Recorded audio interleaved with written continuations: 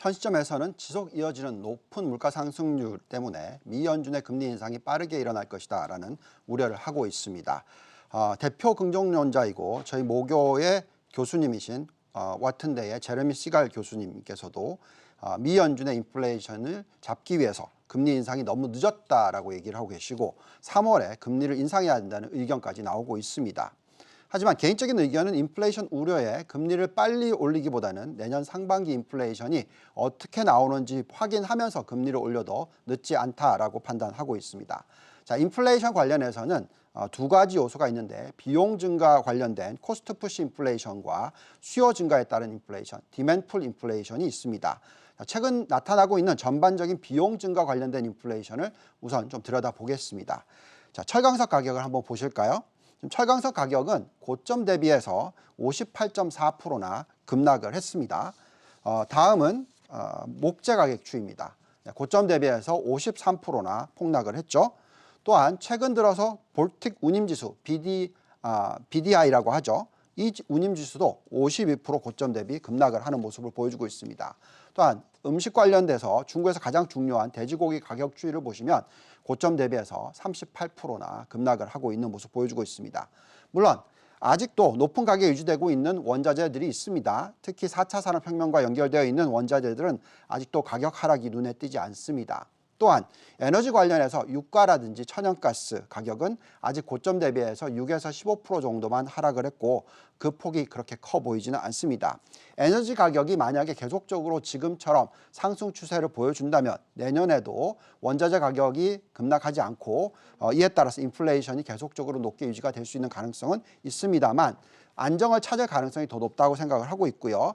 에너지 가격은 점차적으로 하락할 추세가 나올 거다라고 예상하고 있기 때문에 인플레이션의 영향은 점차적으로 하락할 것이다 예상을 하고 있습니다.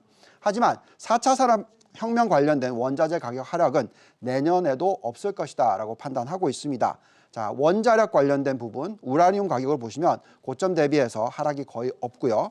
또 전기차에 가장 많이 필요로 하고 있는 구리 가격, 한 자릿수의 하락률을 보이고 있고 또 리튬 가격을 보시면은 역대 최고치를 계속 경신하고 있는 모습을 보여주고 있습니다. 하지만 이런 4차 산업혁명 관련해서의 성장이 가속화되면 될수록 중장기적으로 생각해 보시면 인플레이션에 미치는 영향력은 낮아진다. 오히려 디플레이션 우려를 해야 되는 시기가 도래할 수도 있다라고 말씀을 드리겠습니다. 또한 최근에 나타나고 있는 노동 참여율을 보시면 61.6%로서 과거 닷컴 버블 시기에 67.2%보다 자그마치 5.6%포인트나 낮다는 점도 이해를 하셔야 될 것 같습니다. 따라서 개인적인 의견은 미 연준이 금리를 아무리 빨리 인상하기 시작한다 하더라도 내년 3분기에 이루어지지 않을까라고 생각을 하고 있고요.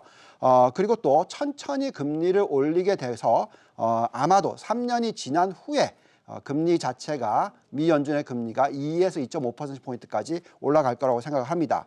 자, 그렇다면 미국 증시의 흐름은 어떻게 나올까요?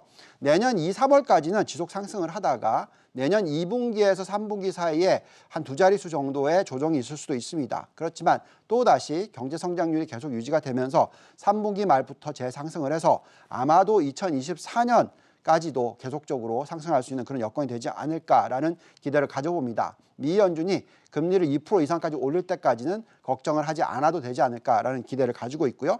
자, 이런 환경에서는 계속해서 성장주 비중을 높게 가져가야 된다고 말씀을 드리고 있습니다. 전체 포트폴리오의 70% 정도가 중요하는데요. 관련해서 업종들을 쭉 보시면 첫 번째는 반도체이고요. 대표적인 ETF는 속스와 SMH가 있고 두 번째는 바이오, IBBFBT라는 ETF, 신재생 에너지는 ICLN, PBW, 전기차 배터리 부품, 자율주행 관련해서는 DRIB, LIT가 있고요. 또 마지막으로는 아직 실적이 보이진 않습니다만 메타버스나 가상화폐 부분에 있어서 메타와 비토가 있습니다. 이런 쪽에 대한 관심을 계속 유지하셔야 될 것 같습니다. 지금까지 유동원의 성공투자였습니다.